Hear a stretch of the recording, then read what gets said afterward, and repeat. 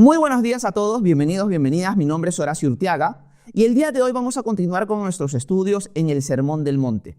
Hoy ya vamos a entrar a un nuevo capítulo. Ya acabamos el capítulo 5 por fin. Vamos a entrar al capítulo 6. Capítulo que va a iniciar una serie de lecciones de Jesús para nosotros, sus discípulos, que es conocida como las obras de justicia. Jesús nos ha estado hablando en el Sermón del Monte que este Sermón del Monte es la vida práctica de justicia que todo discípulo debería llevar. Hemos visto la interpretación correcta de la ley de Moisés y cómo Jesús la trasciende al Nuevo Testamento de una manera muy superior a la del Antiguo Pacto. Hemos visto cómo Jesús interpreta el no matarás, cómo interpreta el no cometer adulterio, etcétera, etcétera. Varias cosas hemos visto ahí y cómo trasciende esos mandamientos al Nuevo Pacto. Pero ahora ya no vamos a hablar acerca de la interpretación correcta, sino de la motivación correcta. Los 3 actos de justicia que vamos a ir estudiando en el capítulo 6 de Mateo son 3 actos de justicia que tienen que tener la motivación correcta para ser agradables delante de Dios.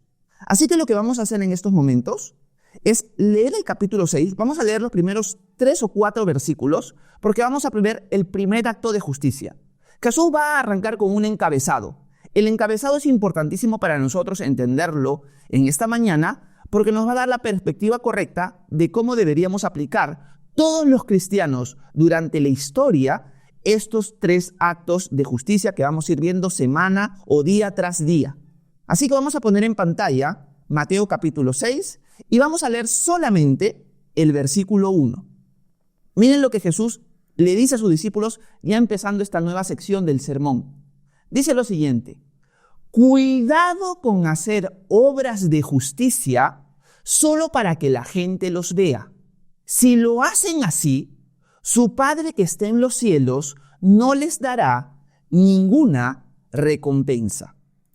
Una de las cosas que nosotros estamos viendo aquí es que Jesús está enfocando en las obras de justicia. Jesús está enfocando en las obras de justicia, pero en la motivación correcta. Por eso dice, cuidado con hacer sus obras de justicia delante de los hombres para que ellos lo vean. En cambio, una obra de justicia que se hace no para que los hombres los vean, sino para que su Padre Celestial los vea, esa obra tendrá recompensa. Aquí está dando como la introducción a las 3 obras de justicia que nosotros vamos a ir viendo en el capítulo 6. Eso es lo que vamos a ir viendo versículo tras versículo mientras vamos avanzando acá. Por eso les dije, esta es la interpretación correcta, no, lo vimos en el capítulo 5. Esta es la motivación correcta de cada discípulo. Y Jesús acá da varias advertencias importantes. Primero, toca el tema del Padre. O sea, Jesús dice, cuidado con hacer sus obras de justicia, que son para el Padre en verdad, delante de los hombres buscando su aprobación. Porque ustedes lo tendrían que hacer para el Padre, para agradarlo a Él, para glorificarlo a Él.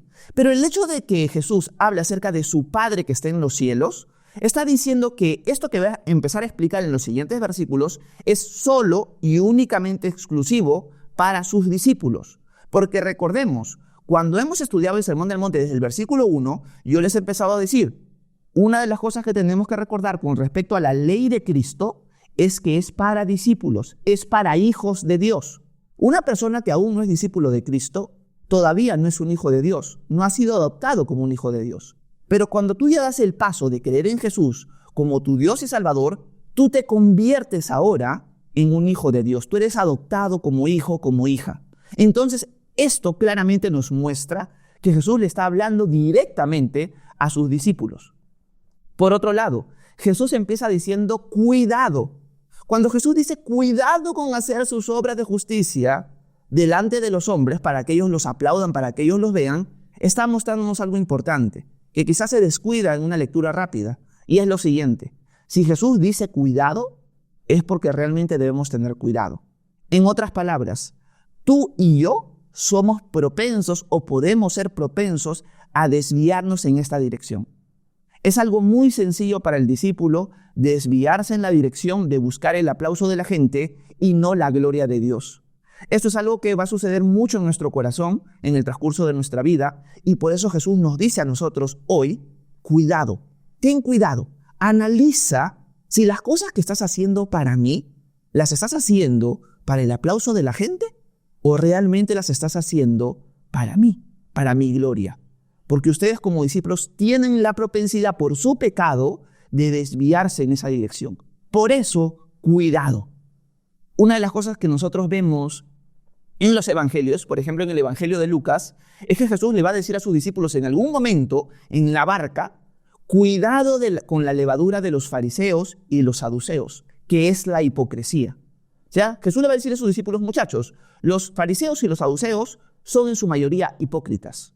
Esa levadura, ese veneno, tienen que tener ustedes cuidado de él, porque ustedes pueden caer exactamente en el mismo error. Cuidado con la levadura de los fariseos y los saduceos, que es la hipocresía, porque ustedes pueden terminar siendo unos hipócritas. Me siguen a mí, son hijos míos, pero pueden desviarse en esa dirección. Pueden terminar como los hipócritas, pueden terminar cayendo en hipocresía. Un ejemplo de alguien que cayó en esta hipocresía en el transcurso de los años luego de la resurrección de Jesús fue el apóstol Pedro.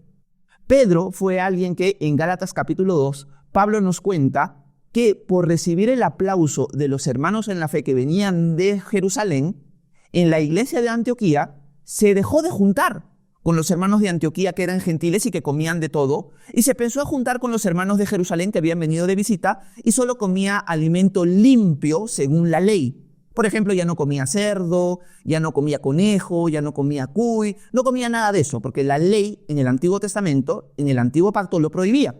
Como los cristianos en Jerusalén todavía no entendían que Jesús ya había anulado, había hecho obsoleta la ley de Moisés en ese sentido, ellos todavía guardaban esto. Aparte que habían crecido toda su vida como judíos. Alguien que siempre vio como asqueroso comer cerdo, por más que ahora entiende que ya es un alimento limpio, le cuesta comerlo. Pedro, ¿qué hace?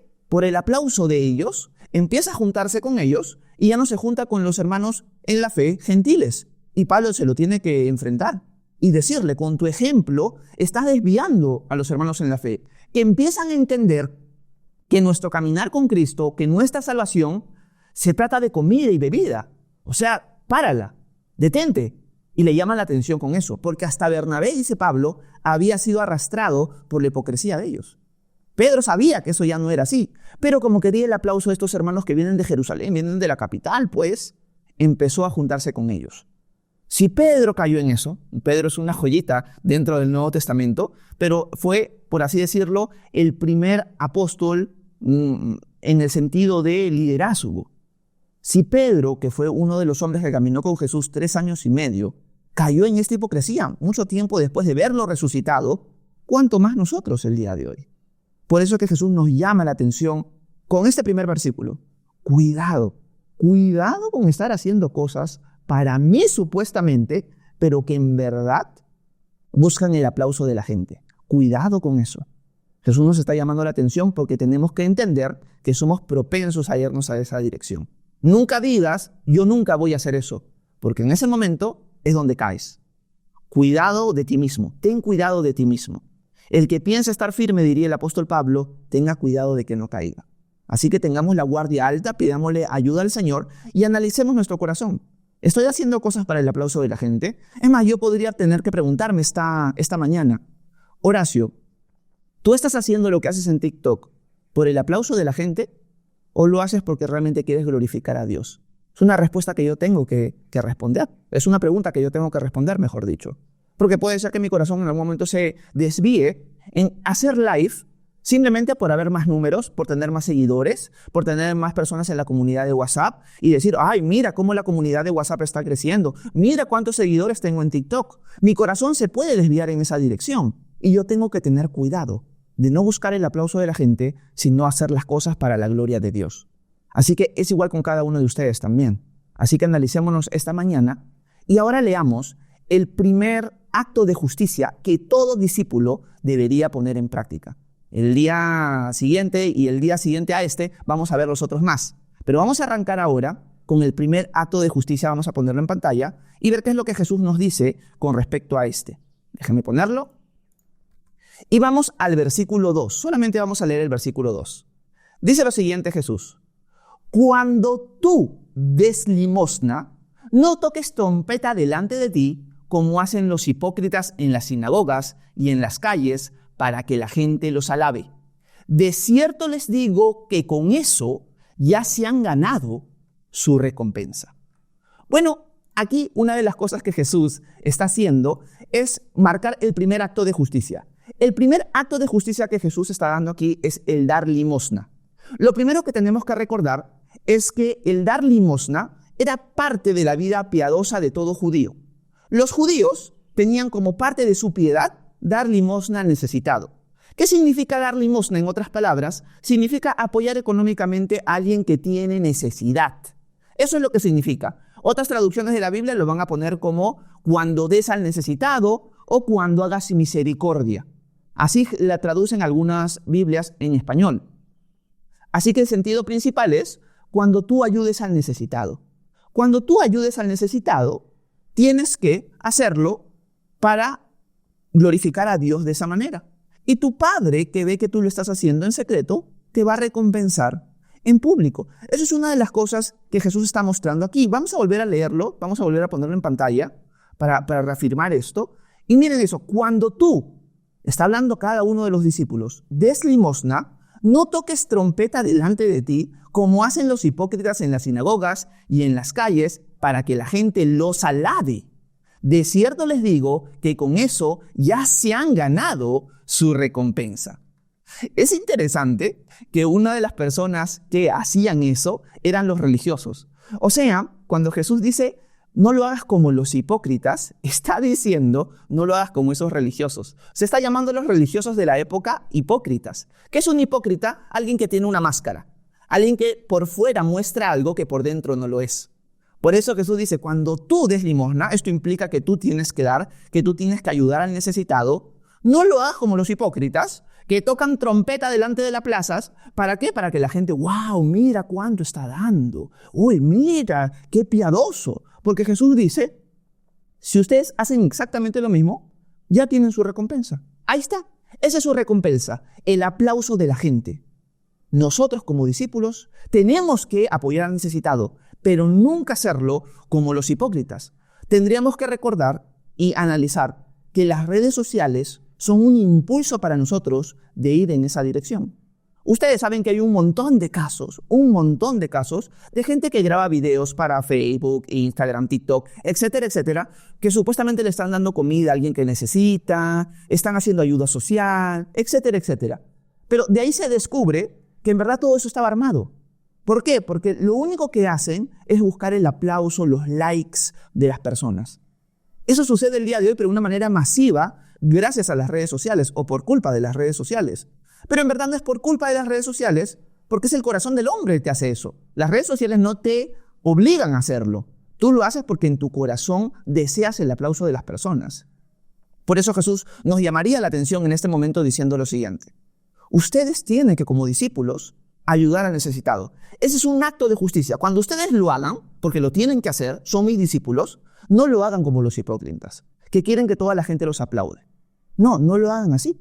Sino, ustedes tienen que hacerlo de una manera completamente distinta. Porque aquellos que buscan el aplauso de la gente, ya recibieron su recompensa. Jesús está dejándonos muy claro eso.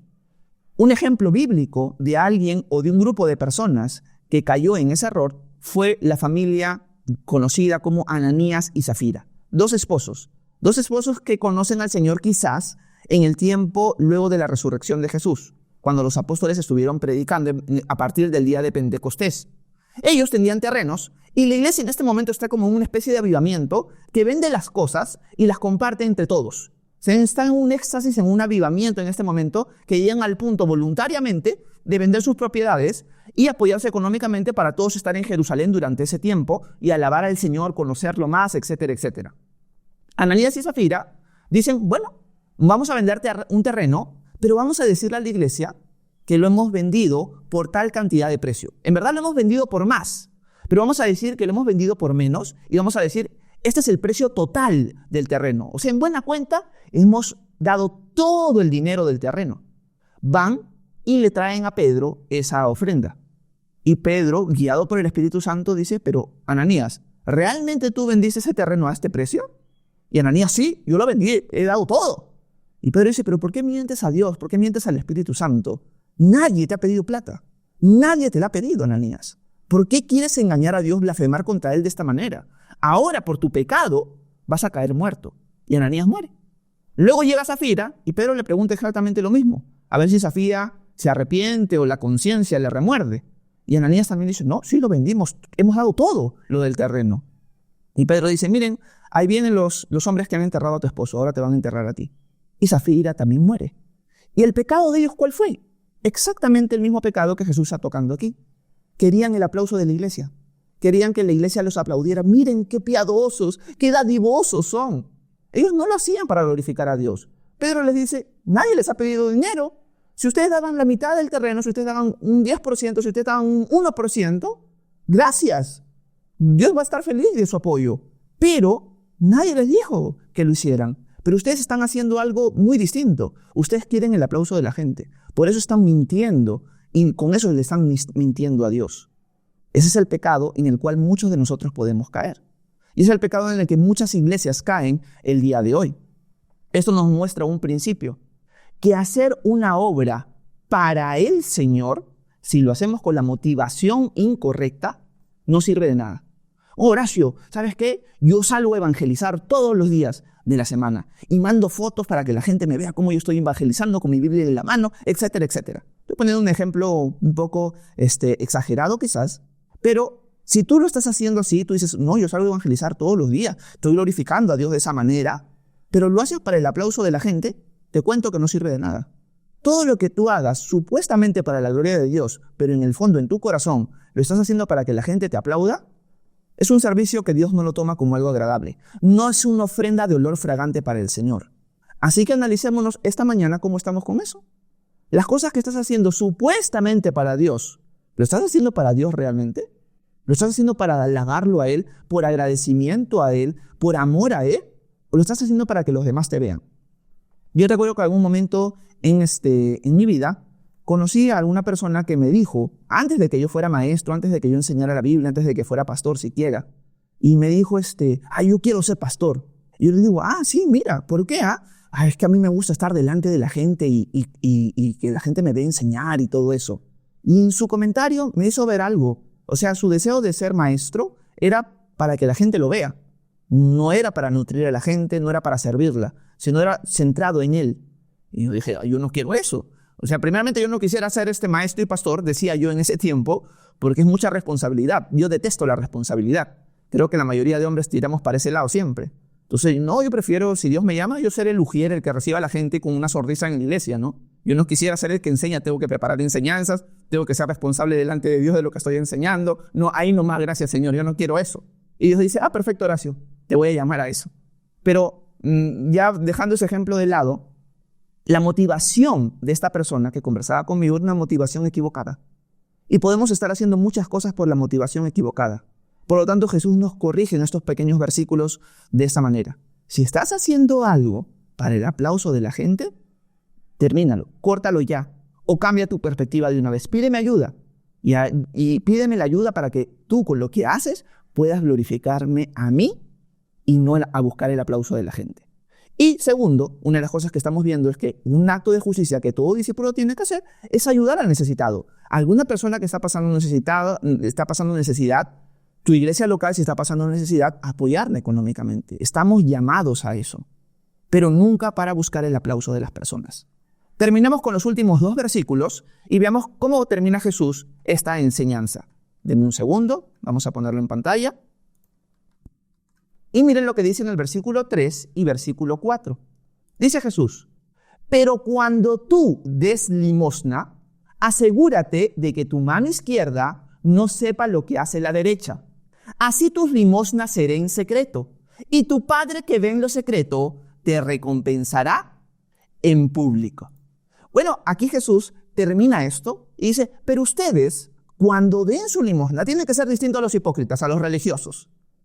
Que tu mano izquierda no sepa lo que hace tu derecha, que tu mano derecha no sepa lo que hace tu izquierda. En otras palabras, tienes que hacerlo para mí, en secreto, no en público. Tienes que hacerlo no para que la gente te vea, sino para glorificarme a mí. Eso no significa, voy a aclarar esto, que si tú vas a apoyar a alguien y hay otras personas al lado, o si tú en tu iglesia local, si es que tu iglesia local tiene un lugar donde ponen ofrendas y todo eso, tienes que hacerlo sin que nadie te vea, y si alguien hay ahí ya no das, ¿no? No es la idea. O sea, la idea es que no busques el aplauso de la gente. Eso es lo que Jesús quiere decir, que lo hagas lo más privado posible. Ese es el enfoque que Jesús quiere que nosotros entendamos cuando leemos este pasaje. Y si lo hacemos así, si lo hacemos de una manera en que tu mano izquierda no sabe lo de tu derecha no sabe lo de la izquierda, tu Padre que ve en lo secreto te recompensará, dice esta versión en público. En el idioma original y en el texto original, en los más antiguos, solamente dice te recompensará.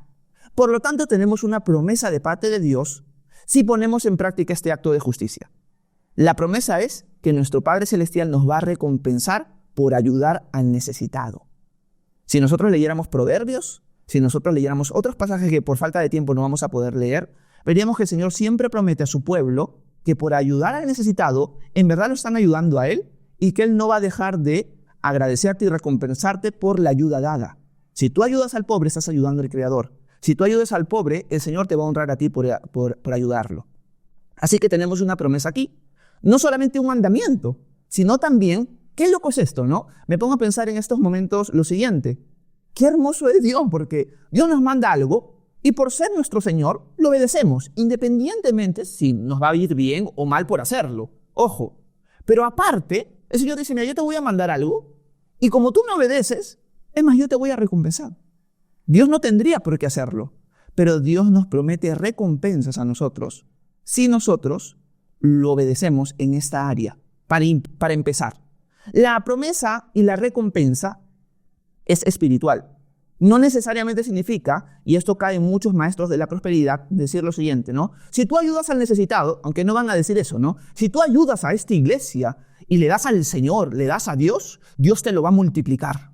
Porque en el libro de Malaquías dice que no le roben al Señor, que llenen su servicio en el alfolí y cosas así, ¿no? Ya estoy parafraseando de una manera equivocada, quizás el pasaje de Malaquías, pero el Señor abrirá las ventanas del cielo y les recompensará a ustedes económicamente. O sea, denme plata a mí, el pastor, y Dios le va a dar mucha plata a ustedes. Esa es una idea equivocadísima. Primero, Jesús no está diciendo necesariamente que se tenga que dar al pastor el dinero, sino al que tiene necesidad. Si tu iglesia local tiene necesidad, dale a tu iglesia local. Si tu tío, si tu primo, si tu sobrino, si tu hermano, si tus papás tienen necesidad, dales a ellos, apóyalos.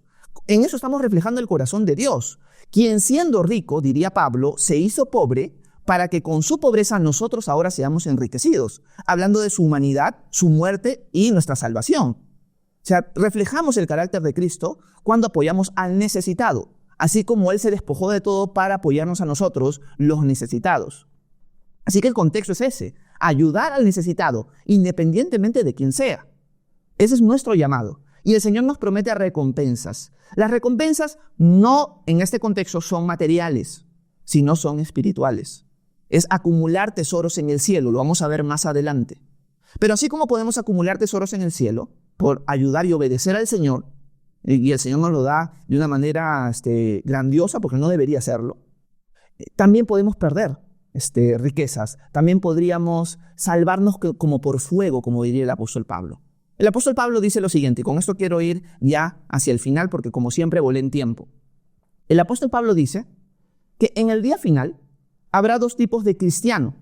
El cristiano que edificó su casa con piedras preciosas y el cristiano que edificó su casa con madera, heno u hojarasca. Dice que el día final, delante de Cristo será como un fuego. Vamos a poner, lo está usando una figura.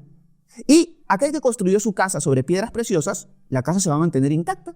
Pero aquel que construyó su casa sobre madera, heno u hojarasca, va a ser quemada. Las dos personas van a ser salvas, pero una va a ser salva prácticamente como por fuego. O sea, de cachito entró, con las justas entró. En cambio, el otro va a recibir recompensa. ¿Por qué? Porque uno obedeció al Señor no por el aplauso de la gente, sino por la gloria de Dios. En cambio, el otro hizo un montón de cosas, construyó su casa. Pero esa madera, heno o hojarasca son obras que tú haces, pero para el aplauso de las personas. Lo haces porque alguien te dijo que lo tienes que hacer, no por amor. Lo haces porque la gente te tiene que ver y te tiene que aplaudir y tú lo haces, ay, yo quiero ese aplauso. Y al final eso se va a quemar. Al final eso no te va a servir de nada. No estás glorificando a Dios de esa manera. En cambio, el que construyó su casa con piedras preciosas es aquel que dijo, yo te quiero obedecer a ti, Señor. Ayúdame a poder hacerlo de una manera correcta.